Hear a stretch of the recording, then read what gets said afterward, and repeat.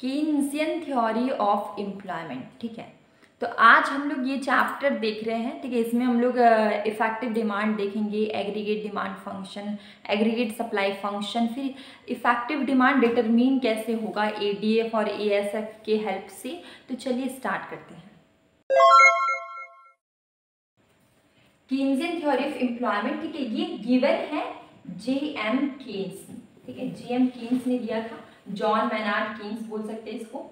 ठीक है, तो इनका पूरा नाम है जॉन मैनार्ड कीन्स। इन्होंने कीन्सियन थ्योरी ऑफ एम्प्लॉयमेंट दिया था। ठीक है, इन्हें क्लासिकल थ्योरी ऑफ एम्प्लॉयमेंट का वो क्रिटिसाइज मतलब समझ ही लीजिए वैसा ही किया था, और इन्होंने उनके हिसाब से उन्होंने अपना थ्योरी दे दिया। तो देखिए, कीन्सियन थ्योरी ऑफ एम्प्लॉयमेंट में उन्होंने बताया कि इफेक्टिव डिमांड, ठीक है, एक चीज यहाँ पे है इफेक्टिव डिमांड, जो कि एग्रीगेट डिमांड और एग्रीगेट सप्लाई, जैसे कि यहाँ पे देखिए ये मान लीजिए कि एग्रीगेट डिमांड और एग्रीगेट सप्लाई एक पॉइंट पे टेंजेंट होगा, इस पॉइंट को बोलेंगे इफेक्टिव डिमांड। ठीक है, इनके हिसाब से ये था।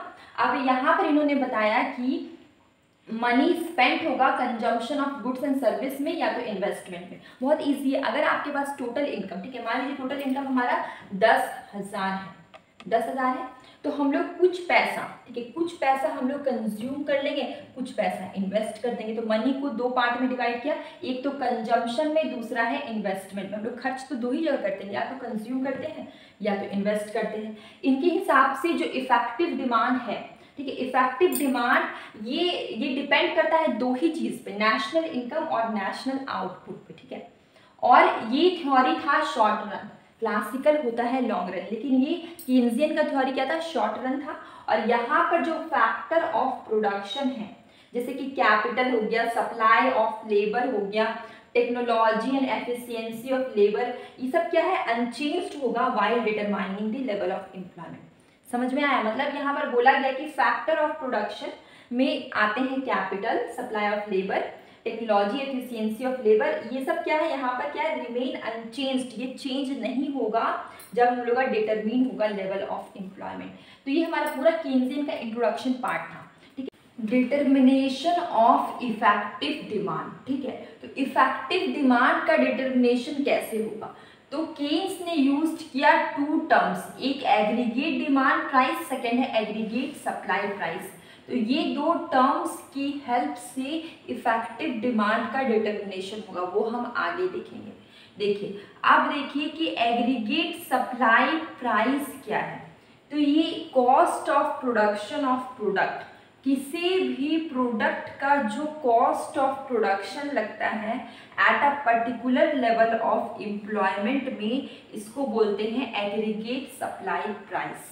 अब एक बार और रिपीट करते हैं, एग्रीगेट सप्लाई प्राइस किसी भी प्रोडक्ट जिसका प्रोडक्शन हुआ हो, ठीक है, उसका कॉस्ट ऑफ प्रोडक्शन है, ठीक है, at a particular level of employment, मतलब कि उसमें जो लेबर लगा उसको भी मिला के एक क्या है, कॉस्ट ऑफ प्रोडक्शन है एग्रीगेट सप्लाई। ठीक है, अब हम देखते हैं डायग्राम में, ये जो यहाँ पर हम एक्स एक्सिस पे लेते हैं एम्प्लॉयमेंट, वाई एक्सिस में लेते हैं एग्रीगेट सप्लाई प्राइस। ठीक है, और ये देखिए ये ऊपर की तरफ जा रहा है अपवर्ड स्लोपिंग, ये एग्रीगेट सप्लाई फंक्शन है। ठीक है, यहाँ पर देखिए इक्विलिब्रियम ई है, लेकिन फुल इक्विलिब्रियम हमारा देखिए फुल एम्प्लॉयमेंट E1 है। तो यहाँ पर हम देख पा रहे हैं कि ASP इंक्रीज हो रहा है, एम्प्लॉयमेंट भी इंक्रीज हो रहा है। ठीक है, यहाँ पे देखिए aggregate supply price increase, employment भी इंक्रीज। अब हम आते हैं एग्रीगेट डिमांड प्राइस में। यहाँ पर देखिए aggregate demand price total amount of money जहाँ पर एक ऑर्गेनाइजेशन, ठीक है, जहाँ पर एक ऑर्गेनाइजेशन है वो एक्सपेक्ट करता है रिसीव करे sale of output produced by specific number of worker. तो ये क्या है, एग्रीगेट डिमांड प्राइस, ये टोटल अमाउंट ऑफ मनी है जो किसी भी प्रोडक्ट को बेच के जो भी पैसा मिलता है वो, देखिए sale of output produced by specific number of worker. तो एग्रीगेट डिमांड प्राइस एक अमाउंट ऑफ मनी है जो किसी भी गुड को बेच के और जो भी पैसा मिलता है वो हो गया एग्रीगेट डिमांड प्राइस। ठीक है, अब यहाँ पर हम देखते हैं कि एग्रीगेट डिमांड प्राइस हमारा वाई एक्सिस में है, एक्स एक्सिस में है एम्प्लॉयमेंट, ठीक है। तो एग्रीगेट डिमांड प्राइस इंक्रीज होगा तो एम्प्लॉयमेंट भी इंक्रीज होगा। एग्रीगेट डिमांड प्राइस देखिए, और इसका वाइस वर्सा ले सकते हैं, एग्रीगेट डिमांड प्राइस अगर डिक्रीज होगा तो एम्प्लॉयमेंट भी डिक्रीज होगा। ये ADF क्या, एग्रीगेट डिमांड फंक्शन का कर्व, यहाँ पर मैंने लिया था ASF, aggregate supply function curve, ठीक है। देखिए यहाँ पर ADF aggregate demand function curve है। पहले देखिए ये नीचे से स्टार्ट हुआ 0 से, फिर ऊपर आते गया फिर थोड़ा सा डाउन हो गया, ये एग्रीगेट डिमांड फंक्शन कर्व है।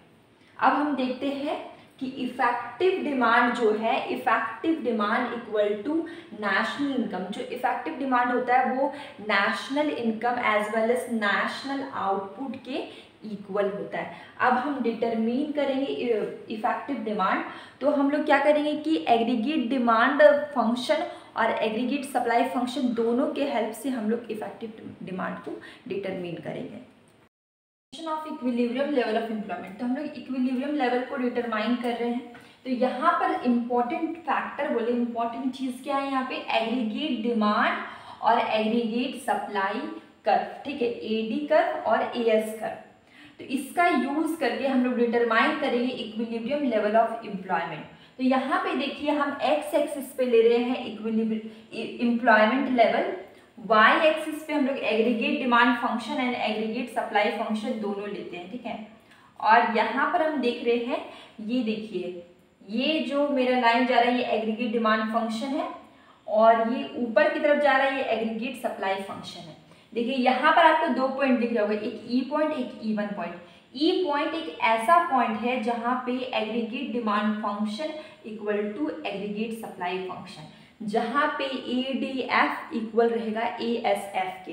तो जब ADF ASF के इक्वल होगा तो हम देखिए इस पॉइंट को बोलते हैं इफेक्टिव डिमांड पॉइंट, जहाँ पे एग्रीगेट डिमांड फंक्शन इक्वल है एग्रीगेट सप्लाई फंक्शन कर्व के, इस पॉइंट को बोलते हैं इफेक्टिव डिमांड पॉइंट। लेकिन इस पॉइंट पे फुल एम्प्लॉयमेंट नहीं होगा, फुल एम्प्लॉयमेंट पॉइंट है E1, ठीक है, E1 फुल एम्प्लॉयमेंट पॉइंट है जहाँ पर इकोनॉमी में फुल एम्प्लॉयमेंट हो जाएगा। और एक चीज़ और देखिए कि देखिए यहाँ इस ON1 इस यहाँ तक में, मतलब इस सिचुएशन में हम देख रहे हैं कि एग्रीगेट डिमांड क्या है, ज़्यादा है एग्रीगेट सप्लाई से। देखिए ये हमारा एग्रीगेट डिमांड का लाइन है, ये हमारा एग्रीगेट सप्लाई का कर्व है। देखिए aggregate demand curve, aggregate supply, इधर क्या एग्रीगेट डिमांड ज़्यादा एग्रीगेट सप्लाई कर्व से। लेकिन ये एक ऐसा पॉइंट पे आ जाता है E पॉइंट पे जहाँ पे AD एग्रीगेट डिमांड और एग्रीगेट सप्लाई E पॉइंट पे क्या हो जाएगा, इक्विलिब्रियम हो जाता है, मतलब इक्वल हो जाता है एक दूसरे के। लेकिन फुल एम्प्लॉयमेंट क्या हो, फुल एम्प्लॉयमेंट यहाँ पे नहीं हो, फुल एम्प्लॉयमेंट होगा E1 पे, ठीक है, जहाँ पे OM हमारा यहाँ पे आ रहा है ADF AS और यहाँ पे हमारा N3 आ जा रहा है एम्प्लॉयमेंट, एम्प्लॉयमेंट N3 होगा, यहाँ पे हमारा क्या हो जाएगा, फुल एम्प्लॉयमेंट होगा।